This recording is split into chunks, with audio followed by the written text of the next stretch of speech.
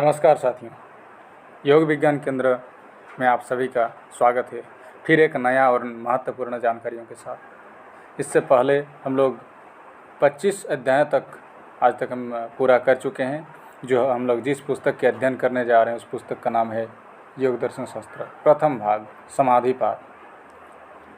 ये हिंदी भाष्य है। इनकी जो संस्कृत भाष्य है महर्षि पतंजलि द्वारा लिखा गया और इनका हिंदी भाष्य किया गया आदि मुनीश्वर योगेश्वर शिव कुमार शास्त्री मुनि महाराज के द्वारा, जो अखिल भूमंडलीय सर्वश्रेय मुनि समाज के संस्थापक है। उनके द्वारा ये लिखा गया। हम लोग इसका अध्ययन कर रहे हैं। 25 अध्याय अभी तक अध्ययन कर चुके हैं। आज हम लोग एक बहुत ही महत्वपूर्ण अध्याय की चर्चा करने जा रहे हैं, जिस अध्याय का नाम है अर्थ का अनर्थ। इसके अंदर हम लोग जानेंगे स्वरूप की प्राप्ति, अर्थ का अनर्थ, 29वें सूत्र का अर्थ हम लोग जानेंगे। एक एक शब्द का अर्थ, एक एक अर्थ हम लोग स्पष्ट रूप से जानेंगे। और प्रणव और ईश्वर क्या है इसके बारे में जानेंगे। काठ का मजहबी घोड़ा, इसके बारे में हम लोग जानेंगे और समझने का प्रयास करेंगे। तो चलिए शुरू करते हैं बिना देरी किए।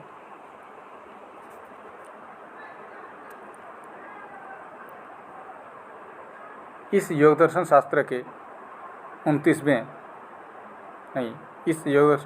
27वें और 28वें सूत्र में सूत्रकार ने प्रणव का परिचय देते हुए उसके जप का रूप बतला दिया है। इन दोनों सूत्रों की व्याख्या हम बड़े विस्तार के साथ कर चुके हैं, यानी इससे पहले हो चुका है। अगर आप उस वीडियो को अभी तक नहीं देखें तो आप जाके देख सकते हैं, ठीक है। अब इस अध्याय में 29वें सूत्र की व्याख्या होगी, जिसमें प्रणव जप से क्या होगा और प्रणव जप का फल क्या है, इन बातों का वर्णन है। यह 29वां सूत्र बड़े मार्के का है। इस सूत्र के शब्दार्थ और भावार्थ पर यदि गंभीरतापूर्वक विचार किया जाए तो यह स्पष्ट भाष्य मालूम होगा कि आज तक इस योग दर्शन शास्त्र के जितने अर्थ, भाष्य या टीकाएँ हो चुकी है, सब सांप्रदायिक पक्षपात से भरी हुई है। इस योग दर्शन शास्त्र के जितने भाष्यकार और टीकाकार अब तक हो चुके हैं, सबने इस शास्त्र के अर्थों का अनर्थ कर डाला है और इन सूत्रों पर झूठाई का पहाड़ लाकर पटक दिया है। योग और योग शास्त्र के उद्देश्यों को चुन चुन कर इन टीकाओं और भाष्यकारों ने हत्या की और उसे नष्ट भ्रष्ट कर दिया है। यानी शुरू में जो किया गया, अभी हम लोग जो देख पा रहे हैं उसका वास्तविक रूप नहीं है। उसमें काफ़ी सारे भेजाल हो चुके हैं, कहा जाए तो मिक्स हो चुके हैं। कुछ नए और भी प्रकार से उसको डाला गया है, कुछ झूठ डाला गया है, कुछ अपने इसमें, तो जिसके कारण जो वास्तविक रूप अभी नहीं रहा। अब देखते हैं स्वरूप की प्राप्ति कैसे हो, क्या है, इसके बारे में जानेंगे। स्वरूप क्या है? देखिए, योग द्वारा आत्मा के ऊपर का मल, योग द्वारा आत्मा के ऊपर का मल और विकार नष्ट हो जाता है। अगर आप योग करते हैं तो आपके जो ऊपर का मल और विकार नष्ट हो जाता है। जब किसी पदार्थ, वस्तु या तत्व का विकार नष्ट हो जाएगा तो वह वस्तु अपने वास्तविक रूप को प्राप्त होगी, अपने असली रूप में आ जाएगी, दूसरी नहीं होगी। चांदी के विकार, अब समझने का प्रयास करते हैं कि असली रूप क्या है। ठीक है, अगर किसी एक व्यक्ति का असली रूप क्या है, इसको अगर देखा जाए तो किसी उदाहरण के तौर पर उसको सबसे पहले देखा जाएगा।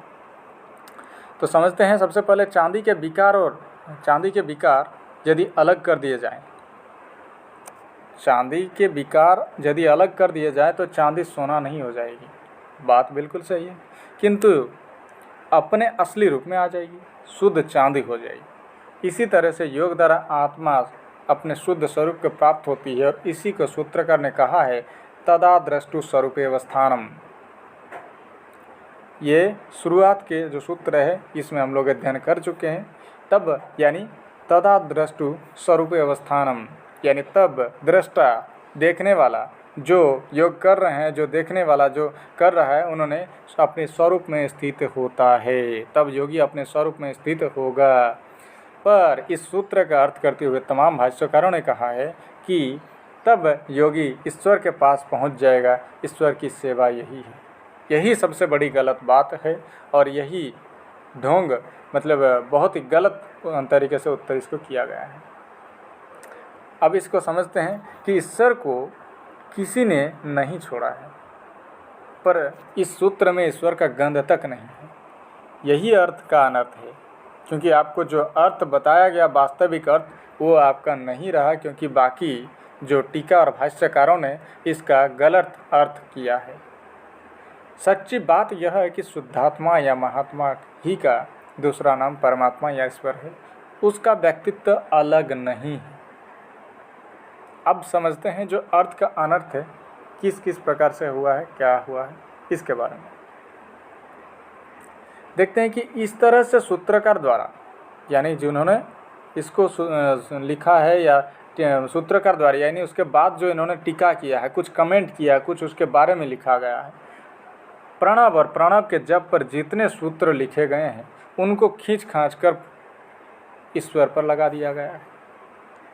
यद्यपि उन सूत्रों में ईश्वर का कहीं गंध तक नहीं है। लोग कहते हैं कि बिना ईश्वर की कृपा के साधन या योग और व्यायाम से कुछ नहीं होगा, पर हम कहते हैं कि होगा, वह साधन द्वारा ही होगा, किसी की कृपा से नहीं होगा।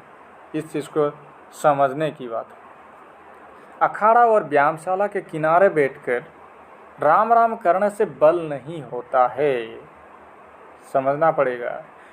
अखाड़ा और व्यायामशाला के किनारे बैठकर राम राम करने से बल नहीं होगा, बल होगा व्यायाम करने से। यदि राम राम करने से बल हो जाए, ज्ञान हो जाए और मनुष्य विद्वान हो जाए, तो योग, व्यायाम, श्रवण, मनन, पठन और पाठन की आवश्यकता ही क्या है। ओके, जो अपने कर्मों, साधनों और पुरुषार्थ का भरोसा न करके किसी भी दूसरे का भरोसा करता है, वह नष्ट हो जाएगा। योग मनुष्य को पुरुषार्थी, कर्मवीर, स्वावलंबी होना सिखलाता है। यही तो सबसे बड़ी चीज़ है कि आप अगर योग करें तो सिर्फ योगी बनकर ही न रहें। योगी के साथ योगी एक ऐसा व्यक्ति होता है कि हर क्षेत्र में उन्होंने एक कर्मठ व्यक्ति होता है, पुरुषार्थी होता है, कर्मवीर होता है, स्वावलंबी होता है और होना सिखलाता भी है। क्योंकि कहते हैं कि जो खुद करता है, मतलब आपको देख कर के दूसरा व्यक्ति करने लगता है, अच्छा करने लगता है, आपके व्यक्तित्व पर ऐसा निखर आता है, ऐसा झलकने लगता है कि आपको देख करके वैसे लोगों को इच्छा होता है या उनको सुधार सकते हैं। भक्त लोग योग क्यों करेंगे?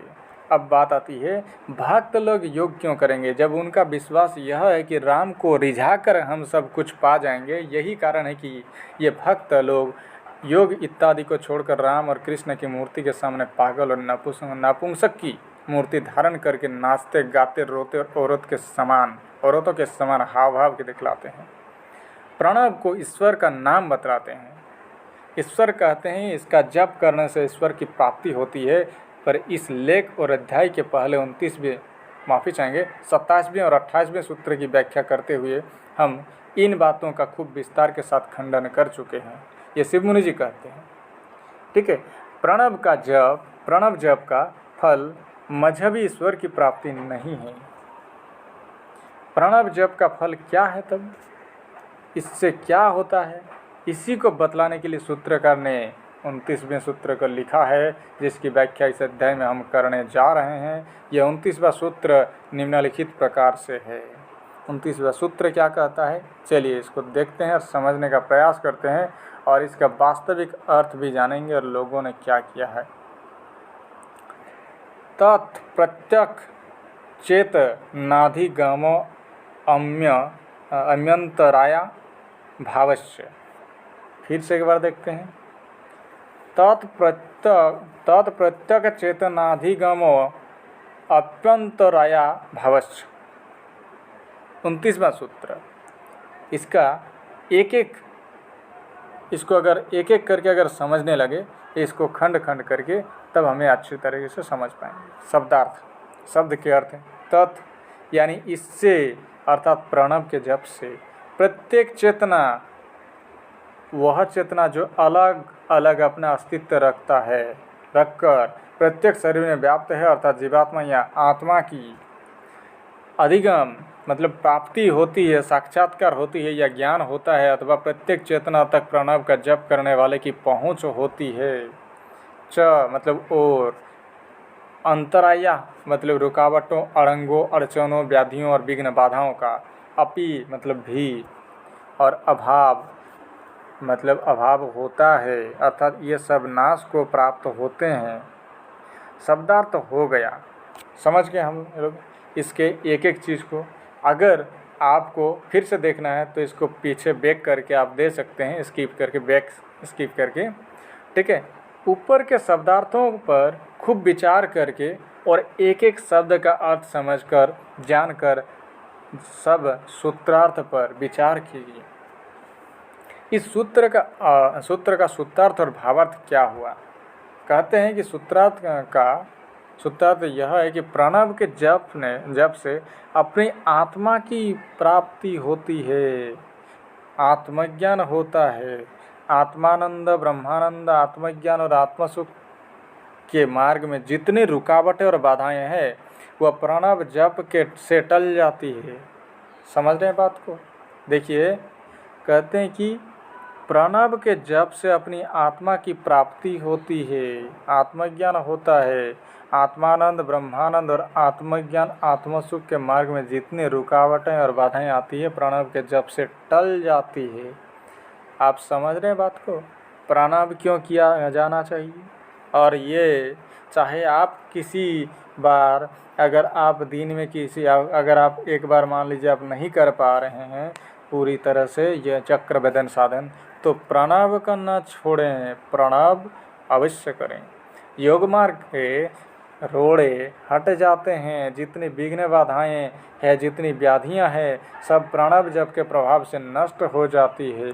सूत्रकार भी खूब समझते हैं कि मजहबी और सांप्रदायिक लोग प्रणव जप का फल ईश्वर की प्राप्ति समझ लेंगे और तब बड़ा अनर्थ हो जाएगा। इसीलिए और इसी भाव को हटाने के लिए सूत्रकार मुनिवर पतंजलि ने इस 29वें सूत्र को लिखा है। इस सूत्र में यह भी नहीं लिखा कि योग के इतने साधनों के बाद आत्मा की प्राप्ति होगी, क्योंकि आत्मा का अर्थ भी सांप्रदायिक लोग ईश्वर से भी कभी कभी लगा देते हैं, पर प्रत्येक चेतना का अर्थ आज तक किसी ने किसी स्थल पर कभी ईश्वर नहीं किया है। मुझे भी ईश्वर का स्पष्ट विरोध करने के लिए ही आत्मा की प्राप्ति न लिखकर सूत्रकार ने इस सूत्र में प्रत्येक चेतना की प्राप्ति लिखी है, जिसका अर्थ ईश्वर कभी नहीं हो सकता। समझ गए बात को? मतलब ईश्वर को अगर आप बाहर में दृष्टिकोण से देख रहे हैं तो आप बहुत ही गलत मार्ग पर चल रहे हैं। समझिए ईश्वर कहाँ है, आपको प्राप्ति होंगे, लेकिन कैसे होंगे? आप ध्यान से इसका अध्ययन करते चलिए, सुनते चलिए और समझते चलिए। अब देखेंगे हम लोग प्रणव और ईश्वर जैसे बात कर रहे थे ईश्वर की और प्रणव की। अब देखिए क्या प्रणव से ईश्वर प्राप्त होता है या क्या प्राप्त होते हैं। अब जो लोग प्रणव को ईश्वर का नाम समझते हैं और खींच कर ओंकार को अपने अपने मजहबी ईश्वर के लिए लगा ले जाते हैं, उन्हें इस 29वें सूत्र पर विचार करके लज्जित होना चाहिए, क्योंकि इसमें उसके प्रकार का कुछ कहा ही नहीं गया है। प्रणव यदि ईश्वर का नाम है, प्रणव के जप से यदि साधक ईश्वर तक पहुंचता है, तो उसी सूत्र के बाद सूत्रकार ने साफ साफ यह क्यों लिख दिया है कि प्रत्येक चेतना धीगमा अप्यंत राया भविष्य, यानी प्रणव क्यों तो उसी सूत्र के बाद सूत्रकार ने साफ साफ यह क्यों लिख दिया कि प्रणव के जप से प्रत्येक चेतना की प्राप्ति होती है, मजहब ईश्वर की नहीं। मजहब ईश्वर की प्राप्ति नहीं होती, प्रत्येक चेतना की प्राप्ति होती है। प्रत्येक चेतना वह है जो प्रत्येक व्यक्ति में अलग अलग और एक दूसरे से भिन्न है, पर मजहबी लोग ठीक इसके विरुद्ध ईश्वर या ब्रह्म चेतना उसको कहते हैं, जो एक और अखंड होते हुए सब में और सब जगह व्यापक है। यही मजहबी लोगों की कल्पना है। वास्तव में ऐसा एक सर्वव्यापक मजहबी ईश्वर कहीं नहीं है। यदि कोई ब्रह्म चेतना सब में, सब जगह, सब काल में व्यापक और मौजूद रहती तो कोई वस्तु या संसार के जड़ पदार्थों का कोई अणु किसी काल में जड़ न रहता। जैसे चेतन जीव के व्यापक होने से जड़ शरीर भी चेतन हो जाता है और निकल जाने से फिर जड़ हो जाता है। यदि ब्रह्म चेतना या मजहबी चेतन ईश्वर सर्वव्यापक होता तो संसार में कहीं कोई जड़ पदार्थ या मृतक नहीं दिखलाई देता। मजहबी ईश्वर का ब्रह्म चेतना को सर्वव्यापक होने से मृतक में भी है। समझ रहे बात को? मजहबी ईश्वर या ब्रह्म चेतना यानी मजहब के अनुसार जो ईश्वर है या जो ब्रह्म चेतना है वो तो सर्वव्यापक है। अगर सर्वव्यापक है तो मृतक में भी है, मरे हुए व्यक्ति में भी है। यदि वह सिद्धांत कल्पित नहीं सत्य है, अगर वही सत्य है तो जीवात्मा के व्यापक होने से जितना यह शरीर उछलता, कूदता, बोलता, सोचता, विचारता या उसका चौगुना अधिक मृतक को बोलना, सोचना, कूदना और चलना चाहिए। क्योंकि भक्त और मजहबी लोग ब्रह्म चेतना या मजहबी ईश्वर की चेतना को जीवात्मा की चेतना से कई गुना अधिक चेतन मानते हैं। समझ रहे बात? तो इसीलिए कि कोई भी किसी चीज़ बात बोल दें और आप सत्य मान ले, ये हो नहीं सकता। आपको विचार करके, मनन करके देखना पड़ेगा। पर यह सब मानना ही मानना है, क्योंकि यदि कोई चेतन ईश्वर सचमुच सब जगह व्यापक होता तो वह मृतक शरीर में अवश्य रहता, और यदि मृतक शरीर में ब्रह्म चेतना होती तो मृतक शरीर जड़ और अचेतन क्यों होता? ये बात बताइए। ठीक है, आगे देखेंगे हम लोग काठ का मजहबी घोड़ा। काठ का मजहबी घोड़ा क्या है समझते हैं और समझने का प्रयास करते हैं। काठ का घोड़ा घास नहीं खाता, उसी तरह भक्तों और मजहबी लोगों का चेतन ईश्वर किसी काम का नहीं। बड़ी सटीक बात कर दिया। यहाँ पर ध्यान से समझिएगा, काठ का घोड़ा घास नहीं खाता, नहीं खाता। काठ का घोड़ा और कुछ भी नहीं खाता। इसी तरह से भक्तों और मजहबी लोगों का चेतन ईश्वर किसी काम का नहीं है। अगर है भी तो कुछ काम का नहीं है, क्योंकि वो काठ का है, क्योंकि वो मिट्टी का है, पत्थर का है। साधारण जीव की चेतना अर्थात प्रत्येक चेतना जब तक व्यापक थी तब तक तो वह और यह शरीर उछलता, कूदता, बोलता, सोचता और विचारता था तथा सचेतन था। लेकिन उसके निकल जाने पर मजहबी ईश्वर की इतनी बड़ी चेतनता भी न उसे जिला सकती है, न हिला सकती है और न बोल सकती है। काल्पनिक पदार्थ कुछ नहीं कर सकता। रस्सी का भ्रमात्मक सर्प किसी को काट नहीं सकता। बंध्यापुत्र वंश नहीं चला सकता। ऐसे ही काल्पनिक भूतों, देवताओं और मजहबी ईश्वरों के भरोसे रहकर इस देश ने अपना सब कुछ गंवा दिया। औरंगजेब जब विश्वनाथ जी को तोड़ने चला तो विश्वनाथ जी ज्ञानवापी नाम के कूप में भागकर कूद पड़े, पर अपने को बचा न सके। सच्ची बात तो यह है कि वे अपने से कूप में कूद भी नहीं सकते।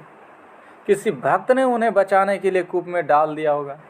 युद्ध में कितने गिरजे और मस्जिदें तोड़ दी गई, पर खुदा मियाँ उन्हें बचा नहीं सके। मस्जिदों के बनाने वाले, मस्जिदों की रक्षा करने वाले और खुदा और उसकी मस्जिदों और मंदिरों के लिए लड़ने वाले मनुष्य है। भगवान कुछ नहीं करते, व्यर्थ की एक काल्पनिक तत्व को लेकर लड़ रहे हैं।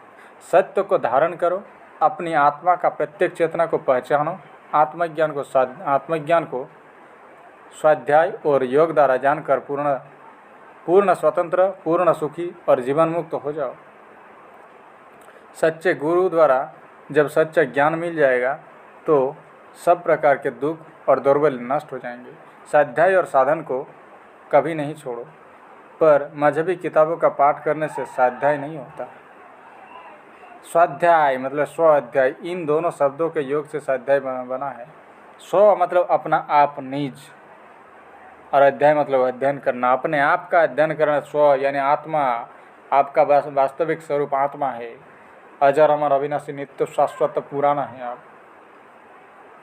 ठीक है, तो उसी आत्मा की, अपने आप की अध्ययन करें।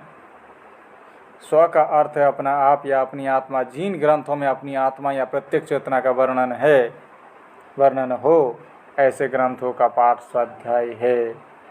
मजहबी पुस्तकों का पाठ स्वाध्याय नहीं है, ईश्वराध्याय है। हमारे रचे हुए जितने ग्रंथ हैं सब में केवल आत्मज्ञान का वर्णन है। यानी शिव मुनि जी के जितने भी ग्रंथ हैं, 35 से ज़्यादा पुस्तक इन्होंने लिखा है, सभी ग्रंथों में आत्मज्ञान का भाग है। सब में केवल प्रत्येक चेतना का वर्णन है।